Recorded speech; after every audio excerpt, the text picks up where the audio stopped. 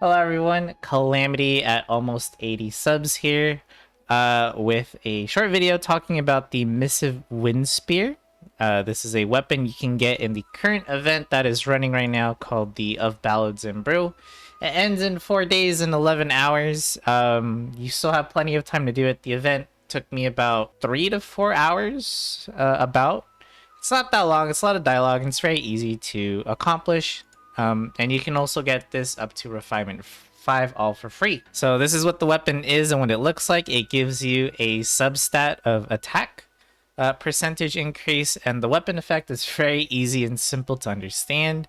No like long Yu-Gi-Oh card description here. It's just straight up within 10 seconds of triggering any elemental reaction, you get an increase to your attack and elemental mastery. That's it. Pure and simple. Now, here's what the weapon looks like once you get it up to level 90. So it will give you it has a base attack of 510 with the substat giving you 41.3% attack increase. And here's what it looks like at Refinement 5. So you get an additional 24% increase to your attack, and Elemental Mastery by 96. Will increase by 96.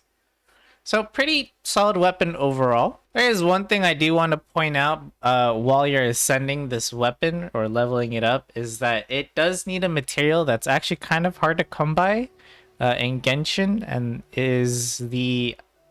I forgot what the enemies are called, but they're the ones that are encountered in the chasm. I'll have like a picture probably popping up somewhere of what it is. I found this to be kind of weird because it's an area in Liu.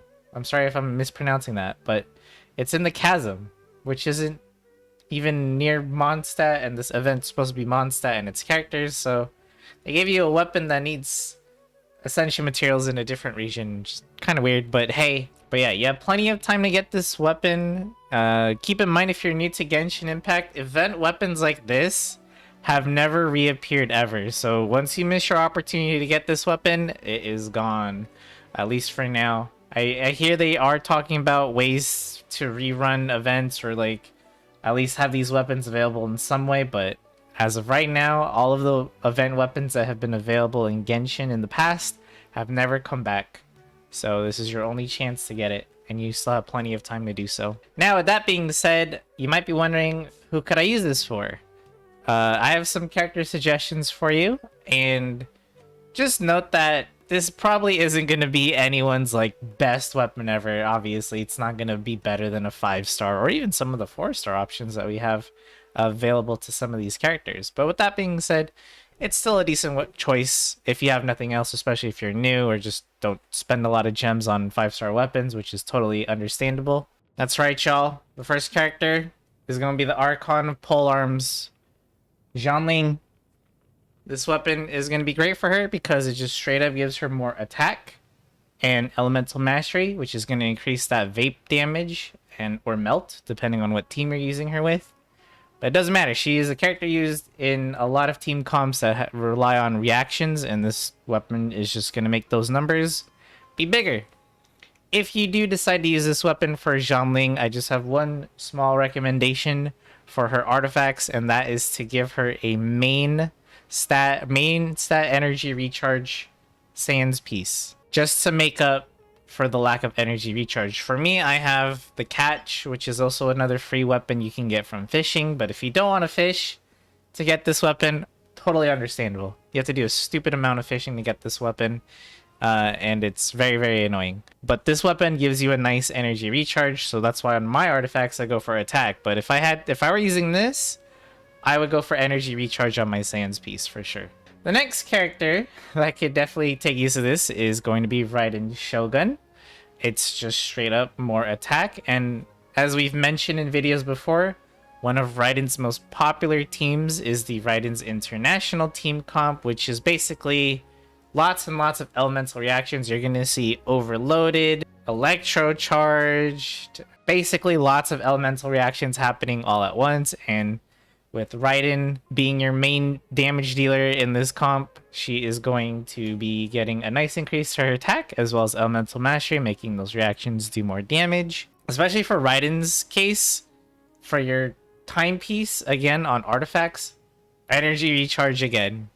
Not just for more consistent burst time, similar to Xiangling, but she also has a talent, right? She has a talent specifically where she wants as much energy charge as she can get, and you don't want to neglect it. This will also help her be a better battery to your team, so don't neglect energy recharge on your Raiden if you decide to use this weapon. It's a very important stat for her. Next up is a character I don't have, so I'm sad, but it's gonna be Cyno. Cyno is on the banner right now, and will be for about 3 more days.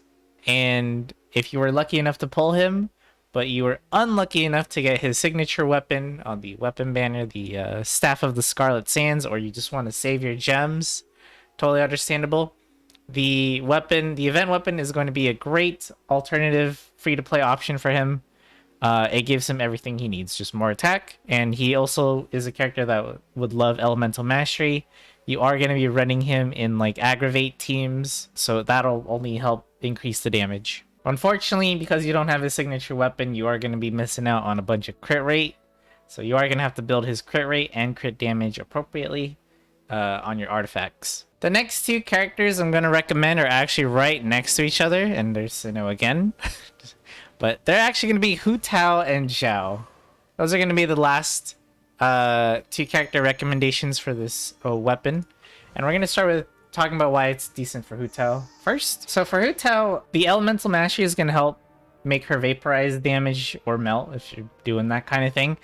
It's going to do more damage. However, the attack percentage isn't that great for her because she does have a very low base attack. So increasing it isn't really the play. In fact, you probably want more HP percent. So I only recommend this weapon if you haven't built your Hu Tao or you don't have decent weapons for her or you're just starting out. There is a much better 4-star for her that I definitely recommend. It's called the Dragon's Bane. If you can get this weapon, that is definitely going to be the better option. However, the event weapon is going to be a decent placeholder, at least until you get one. And for Xiao, again, decent weapon for him. Just going to increase his attack and his elemental mastery, which does increase his damage. Just make sure if you are using this weapon that he does have a teammate that he can swirl with. Now, keep in mind, Animo can only swirl with Pyro, Hydro, Cryo, and Electro. So you need to have a teammate that applies that to your enemies so that when he swirls,